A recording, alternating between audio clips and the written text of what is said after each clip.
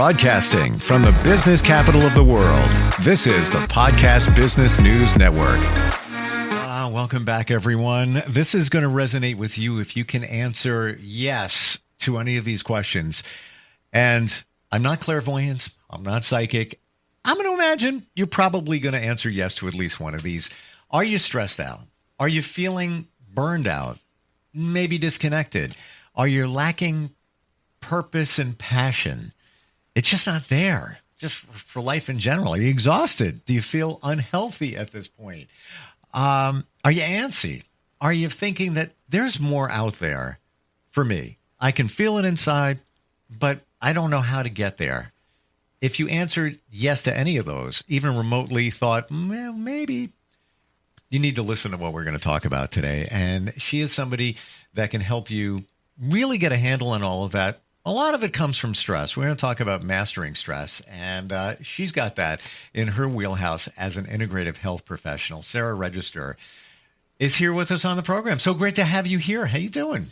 Hey, I'm great, Steve. I'm really happy to be here. And that introduction, I'm like, yes, yes, yes, yes to all of the above. I can totally relate to all of that for anyone. Me too. Me too. And I could go on and on of like stories of stress and what it did to me until I realized it.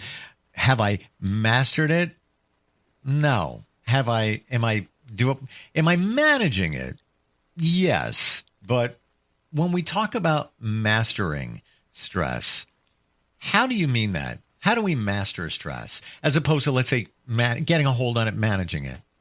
Yeah, well, what I know is that we stress about things we care about. If we didn't care about them, we would not be stressed about them. And so there's something about if we manage stress, we might be not honoring what's important to us, or we might be in conflict about how we're prioritizing in our life. And so stress can be the result of like a poor choreography of how you're designing your life. But there's also a part of stress where, when we're at the edge and something's really important and we want to do well, there's that internal stress. And so by managing stress, it's more like trying to reduce it. And where I feel that the greatest growth and maturity as a human being actually comes when we meet the edge of our stress and grow at that edge.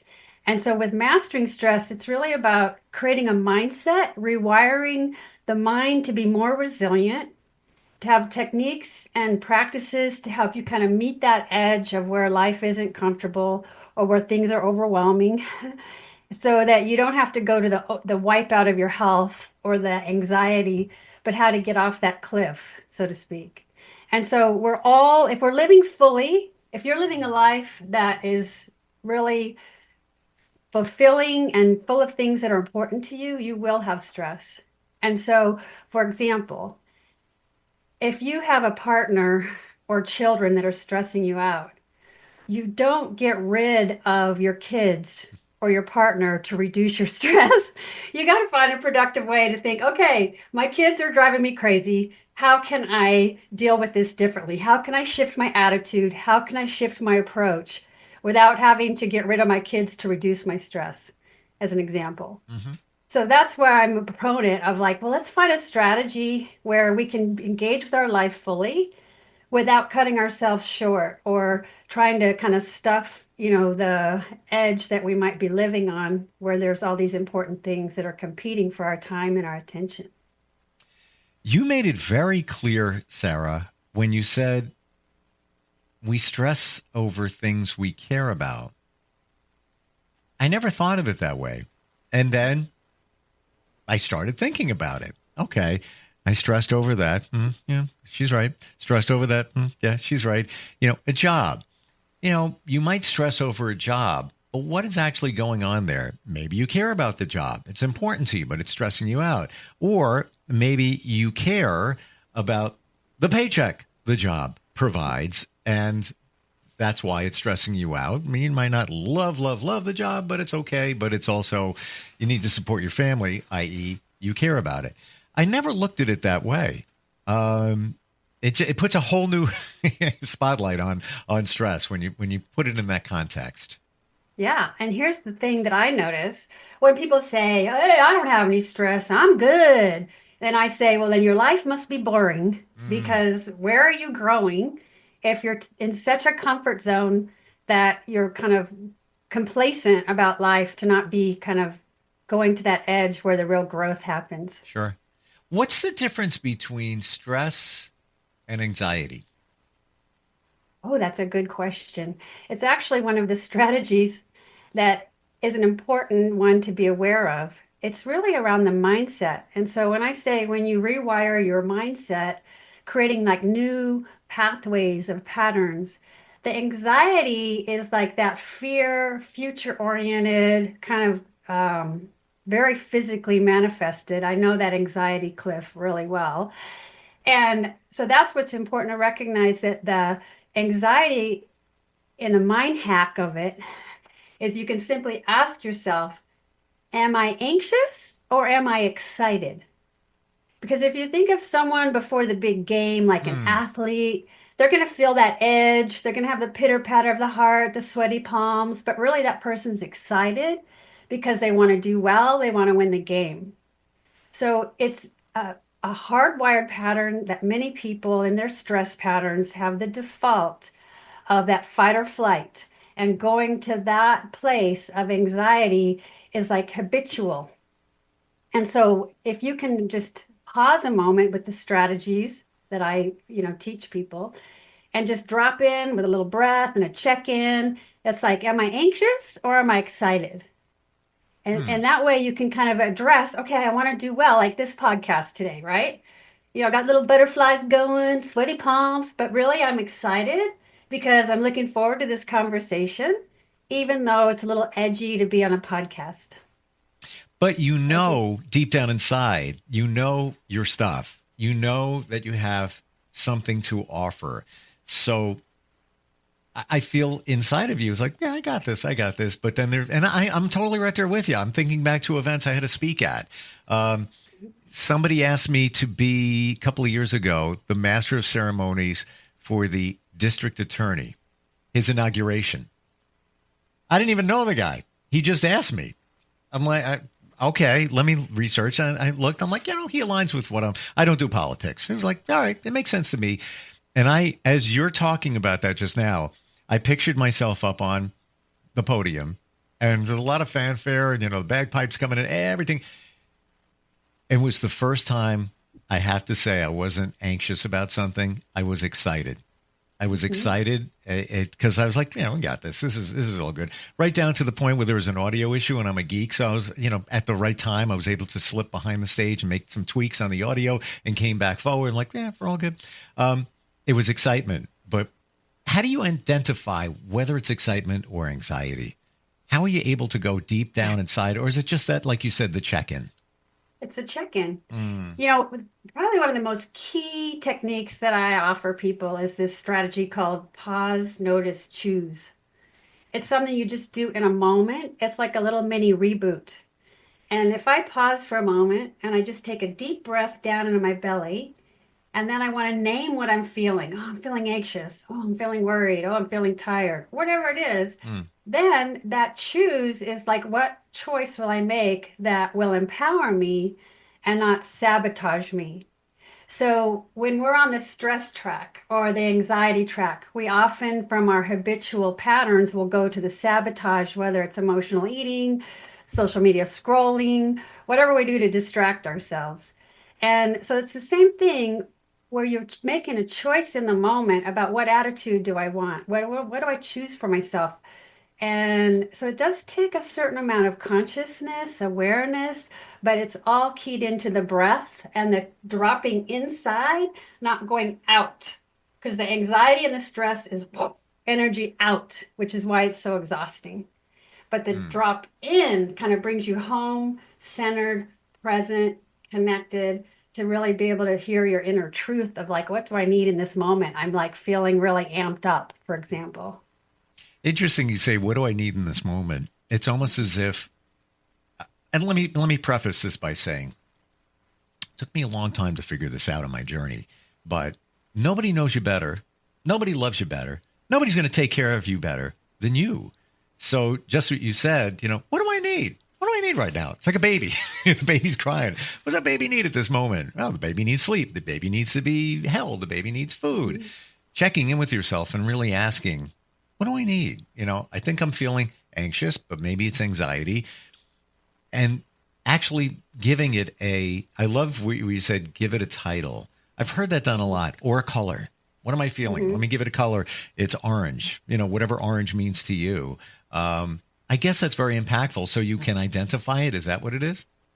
You want to name the truth. Like, what is my reality? Mm, And because so much when you're asking me about anxiety, it's where we're not in the present moment and we're going projecting into the future, creating all kinds of wild imaginational scenarios. yep.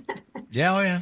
And, and so it's like that moment of truth where you can actually be honest with yourself and I can name like I'm feeling anxious, I'm feeling triggered, I'm feeling fear. Whatever it is, by naming it, it helps you really anchor in to empower yourself to actually shift. What is it that I need to address this or to move through this? And making that choice in the moment is how we rewire these patterns where we get stuck like the hamster in the hamster wheel going round and round. We're very habitually wired. And Mm, so it takes a conscious effort to change the neural pathways to create new, more empowering patterns. And mm, so that's where I key into stress mastery. It's like the triggers will still happen, that annoying boss or that um, neighbor or the traffic. We those things are going to happen, but how we change our attitude or our approach to things we can't control, people we can't control, this is what is the opportunity to really make that choice in the moment and kind of take the charge of the wheel of where you want to go with it versus numbing out, distracting, staying annoyed, losing energy, that kind of stress pattern that we get pulled into like a whirlpool. where were you when I needed you? Well, I learned from the school of hard knocks, I can tell you. Mm, There's a reason why I sit here as a stress mastery expert, because it takes one to know one. tell us about your journey. Yes. Well, I was a healthcare practitioner. I was a registered nurse in a busy medical center for many, many, many years. And I wiped out my health numerous times badly from my stress because I really cared about my job. I wanted to be successful as a healthcare practitioner. I never said no. If they needed extra help, overtime, short staffed, hardest patients, I was the one that they were relying on. And I had no boundaries. I had like no limits. And so I just constantly would wipe myself out and my health significantly from my stress patterns.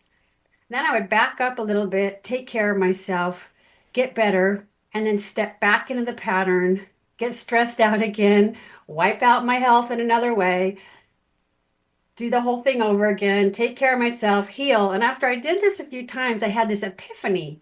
I thought, isn't it amazing that even though I've had these really significant stress related health problems, I've been able to heal myself? I wonder how I could help other people heal themselves. Mm, And that kind of made me curious about how can I be successful in healthcare, successful in my profession, successful in my life without wiping myself out in the process. And so that was a big turnaround for me, to find a better way to be successful and on top of my game, but without taking myself out in the process. scale of 1 to 10, 10 being it is just horrific in terms of what it's doing to us these days. Stress. Where would you put it? Wow.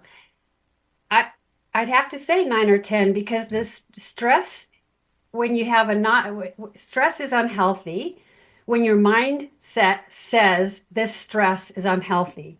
So there's all the modern science is showing it starts with how you see your stress. Is it something harmful or is it, wow, I'm really busy. I better figure out how I'm going to get through this, kind of a resilient attitude. But the stress in terms of fight or flight and that whole channel of the science of it, it opens the door to so many different health problems, whether it's the inflammation process, whether it's your blood pressure. I mean, I was a cardiac nurse, right? And so I know a lot about how that negative wiring of stress habits actually it harms your health when you have a mindset that's that stress is unhealthy. And so there's the door openers to the gut problems, the allergies, the inflammation, the blood pressure. I mean, you could go on and on.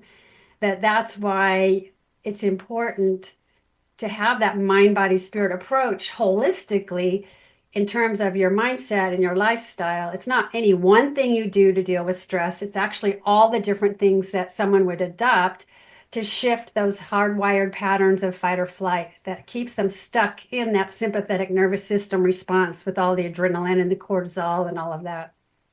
You said something before that it was my wake up back in the day. And when I say that, I'm talking 4 years ago. And I met somebody who said, how come you don't ever live in the moment? And I said, I don't know. What are you talking about? You don't live in the moment. You're either living in the past or the future. You don't live for now. It took me a long time to process and figure that out. But exactly to your point, what you said before, when you're not living in the moment, what are you doing? You're worrying about the future, stress. You're worrying about the past and maybe what has happened, potential stress. But when you live now, you take this second right here, slice it now, or this one right here, there. How about this one? Bam, right there. There's nothing wrong. Everything is great.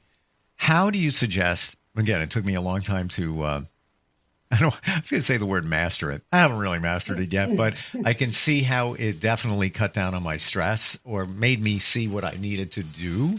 How do you live in the moment? How do we get that done? Well, I can say it's a practice and a choice. It goes back to our design. You know, we're designed with free will as human beings, Sure. and it's a muscle we need to exercise. And so it takes discipline, I would say, to pick up the tools and practices to be mindful in the moment. And if you think about John Kabat-Zinn, the father of mindful awareness, he says, you know, mindfulness is not that your mind isn't full, but do you notice in the moment that your mind is full? And just simply notice without labeling it good or bad. There's a part of it about learning how to stay neutral for what is real for you in the moment. And so an example might be getting back to the anxiety and future oriented, where we go and zooming ahead with our fear being triggered. You know, it might be is that drop in when you just take that pause and a breath. It's like, what is the truth here? What do I know? What do I not know? Okay, I have an imaginary conversation going on. I'm going like way off the rails here. And so it's about that choice in the moment of reining it back into what is in this moment that I actually have control over. What can I do in this moment? And so it's part of it is staying solution oriented and not reactive. That's really key because when we're really reactive is when it's hard on our body and our whole internal system when we're constantly like jarring ourselves with going into reactivity versus if we think about the solution.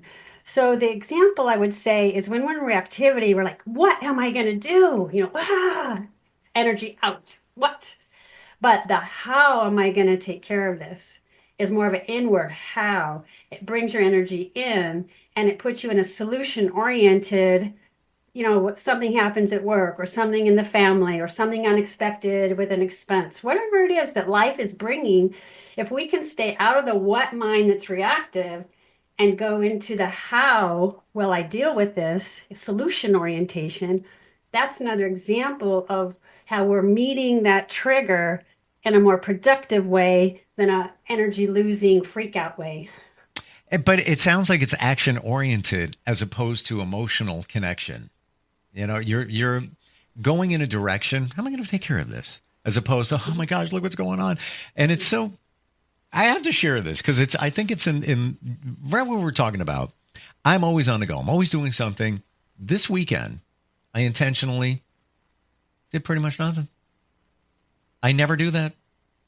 And I always think that, well, I'm not doing anything. I'm wasting the whole day. But I realize that doing nothing is doing something. Your mind heals, your body heals. And then to your point before, it's a practice. So, very chill. Didn't have a lot to worry about. I went food shopping, a little, just not a lot going on though. Get my car, driving today, stopped at a light. I'm waiting there. And I'm just staring at my steering wheel and just how it was designed and how they did it. And I'm like, oh, interesting.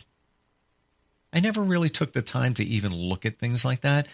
But here's for me, and maybe this connects with others. Here's that staring at the steering wheel, the wake up.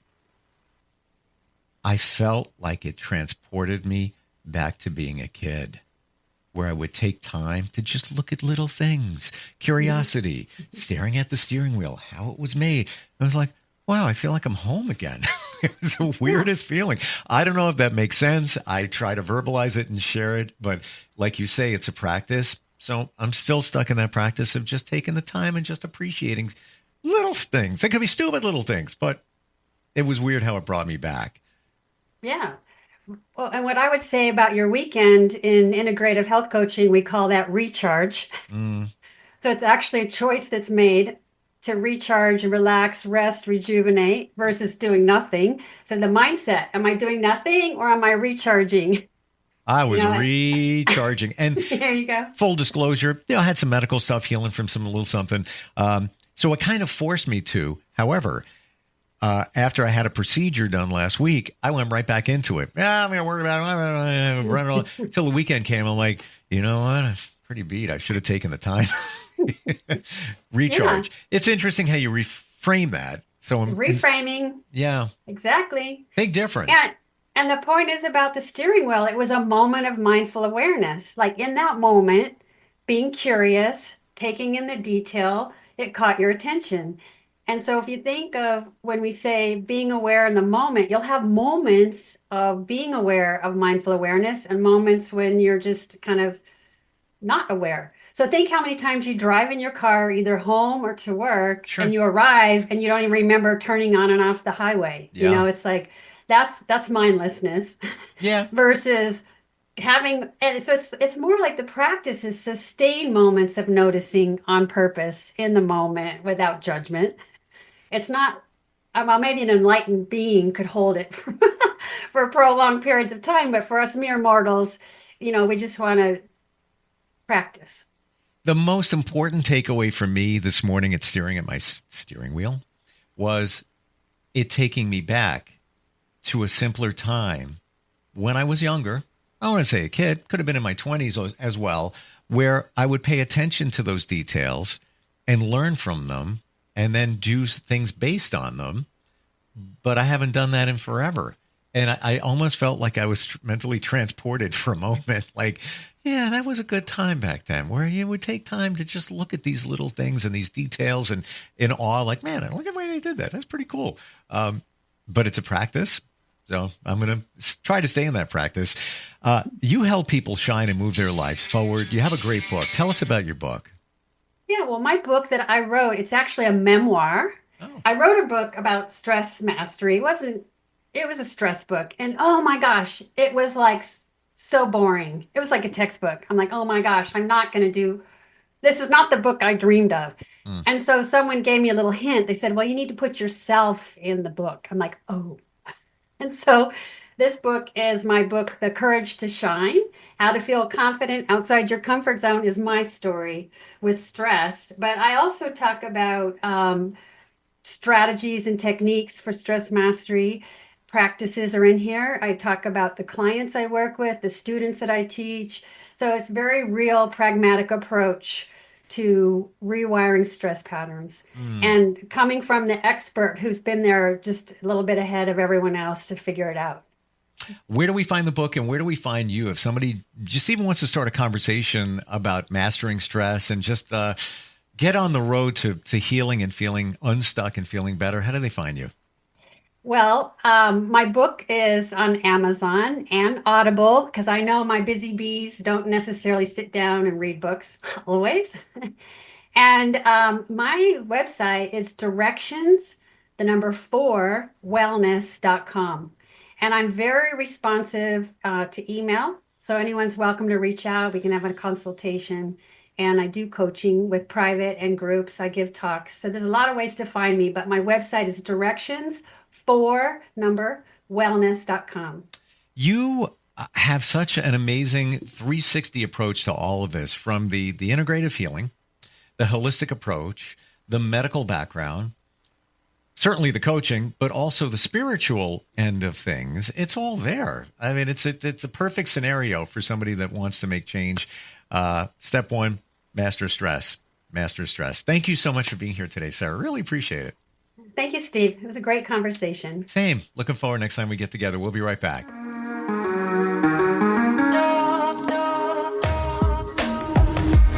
Broadcasting from the business capital of the world, this is the Podcast Business News Network.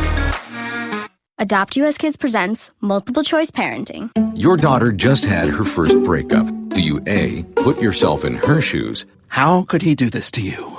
And for Sheila, she has split ends.